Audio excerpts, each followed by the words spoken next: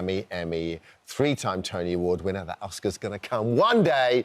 Who's now taken the West End by storm at the Kit Kat Club. Yeah, that's right. After making his mark in shows like Kinky Boots and Pose, Billy Porter is now wowing audiences in the Kit Kat Club in the West End's Cabaret. Lovely to have you here, Billy. Lovely to be here. We are honoured. We are absolutely honoured. How's the run going? Are you enjoying it? The run is going great. You know, I haven't been on stage in 8 years. Wow.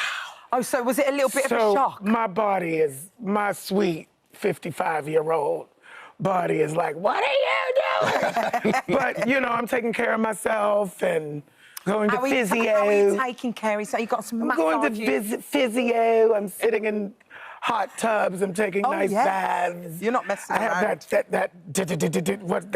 Theragun. Oh, yes. The Theragun, you know. So I'm everywhere, that guy.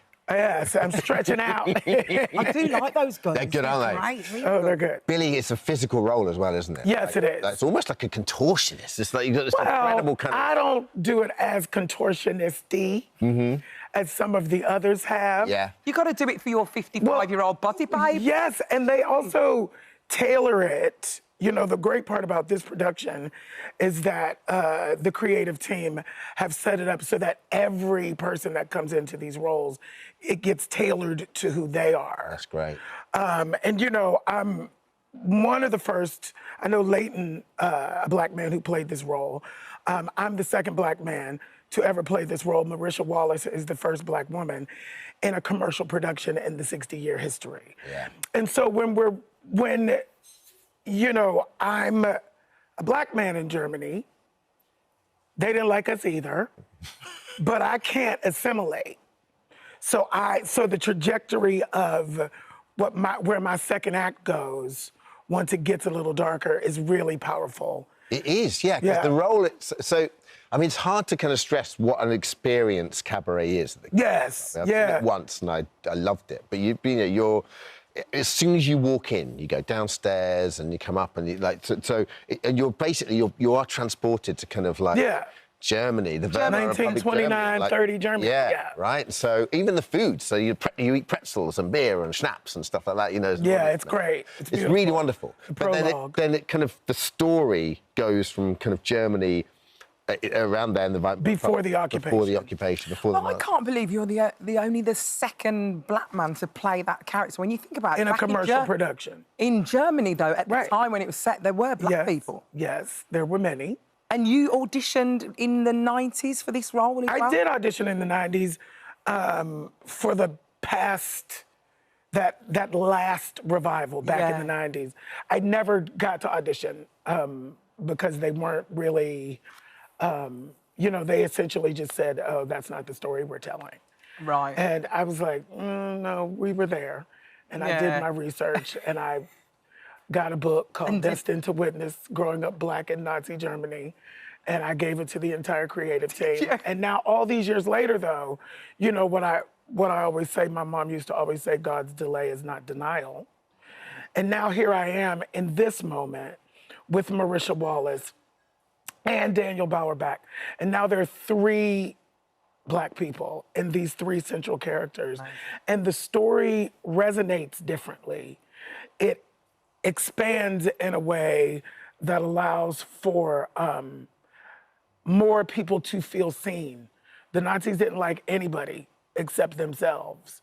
So whatever you were in the concentration camp if you weren't them. So it's so interesting. So you're not playing it colorblind. So you're playing it like, so you are playing it like... No, because when you think about it, you know, my character would have fled the Jim Crow South to go to Europe to where he thought he would be safe. Yeah. And then you get there and it's, you know, so there's no safety. No, it's just because traditionally the MC is the kind of character that almost symbiotic of, exactly, more from this kind of like, everyone's having a great time to kind of almost the corruption and the, wonderful. We have to talk the Olivier's. Yes, please. As well. So you're hosting with Beverly Knight. I am hosting with Beverly Knight. How are preparations going? Oh, preparations are going well. We've been having rehearsals and Beverly is one of my favorites. I think what I love about Bev is that we are very similar in terms of how intentional our careers are and expansive they are. You know, she's really a theater person. I'm really a theater person. she's really a mainstream music recording artist. I'm really a mainstream music recording You're both artist. really incredible. Thank you.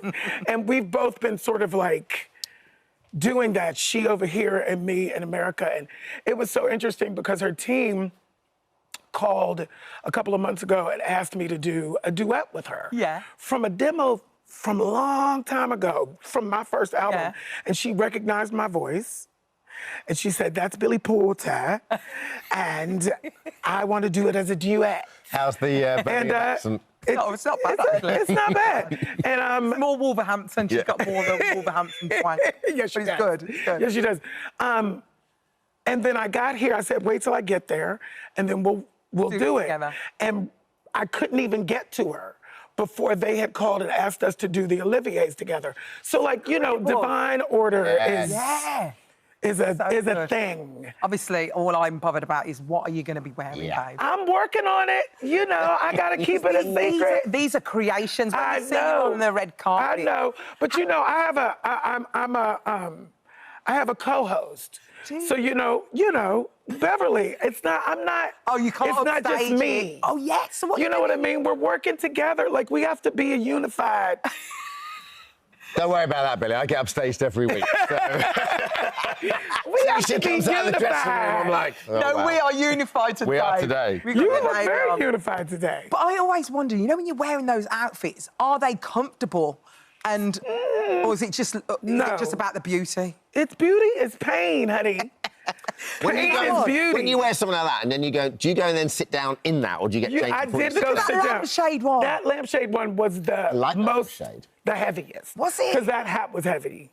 That hat was really heavy. So I did the red carpet. And you just dragged with it the off. little clicker that opened and closed, and then I took it off and sent it back with the milliner. It said, you take that for the rest of the night. It was so heavy. So good, though. It was so heavy.